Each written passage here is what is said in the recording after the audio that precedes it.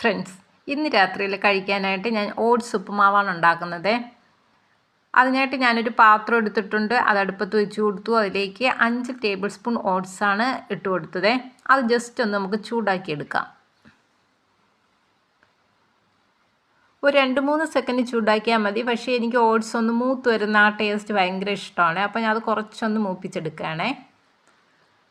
അപ്പോൾ ഒരു പാത്രത്തിലേക്ക് മാറ്റിയിട്ട് അതേ പാത്രത്തിൽ തന്നെ കുറച്ച് എണ്ണ ഒഴിച്ചിട്ട് അതിലേക്ക് സവാളയും പച്ചമുളകും ചേർത്ത് കൊടുക്കുകയാണ്.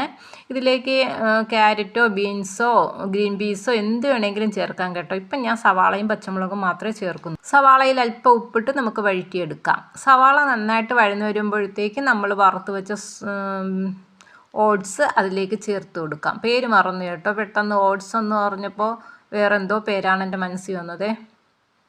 അപ്പോൾ ഓട്സ് ഇട്ട് കൊടുക്കാം. അതെല്ലാം മിക്സ് ചെയ്ത് ഒന്ന് അടച്ച് വെച്ച് ആവശ്യത്തിന് വെള്ളം ഒഴിച്ച് നമുക്കൊന്ന് വേവിച്ചെടുക്കാം. ഞാൻ ഇപ്പോൾ ഇതിലേക്ക് ചെറിയ ഗ്ലാസ്സിൽ 1/2 ഗ്ലാസ് വെള്ളം ഒഴിച്ചിട്ടുണ്ടായിരുന്നേ.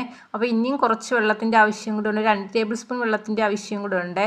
അതും കൂടെ ചേർത്ത് കൊടുത്തിട്ടു. അതിനുശേഷം അതിലേക്ക് കുറച്ച് തേങ്ങ തിരുമ്മിയതും കൂടെ ചേർത്ത് ഇനി നമുക്ക് തേങ്ങ ഒന്ന് ചൂട് പിടിക്കാൻ വേണ്ടി അടച്ച് വയ്ക്കാം. അതിനുശേഷം നന്നായിട്ടൊന്ന് മിക്സ് ചെയ്തെടുക്കാം. മിക്സ് ചെയ്യുന്ന സമയത്ത് ഉപ്പുമാവ് കുഴഞ്ഞതുപോലെയൊക്കെ തോന്നും കേട്ടോ. പക്ഷേ തണുത്ത് കഴിയുമ്പോൾ നല്ലതായിരിക്കും കേട്ടോ. അപ്പോൾ നമ്മുടെ ഓട്സ് ഉപ്പുമാവ് റെഡി ആയിട്ടുണ്ട്. അപ്പോൾ ഇന്നത്തെ വീഡിയോ ഇഷ്ടമായെങ്കിൽ ലൈക്ക് ചെയ്യാനും സബ്സ്ക്രൈബ് ചെയ്യാനും മറക്കരുത്. മറ്റൊരു വീഡിയോയുമായി വീണ്ടും വരാം. അതുവരെ എല്ലാവർക്കും ബൈ ബൈ.